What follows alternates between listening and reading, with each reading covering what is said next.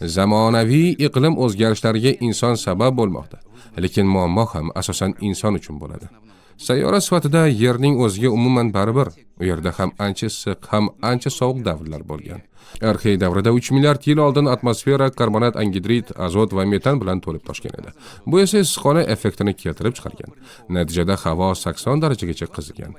700 million yil oldin esa aksincha kriogeniya davri boshlangan. Bu davrda hatto ekvatorda ham 40 daraja sovuq bo'lib, sayyora qorli yer holatiga yaqinlashgan. Ya'ni butunlay muz bilan qoplangan. Sayyora uchun hozirgi iqlim o'zgarishi misli ko'rilmagan holat emas, faqat navbatdagisi xolos. U buni ko'p marta boshdan o'tkazganidek, bundan ham omon qoladi. Ammo biz unga bardosh bera olamizmi? Yer 5 ta ommaviy qirilishni boshdan kechirgan. Hozir esa 6-chisi ketayotganga o'xshaydi. Xullas, bular yangilik emas aslida, ammo bu safar biz qirilib ketish xavfi ostida turibmiz. Shuning uchun ekofaollar plakatlarga sayyorani qutqar emas, insoniyatni qutqar deb yozishi to'g'riroq bo'ladi.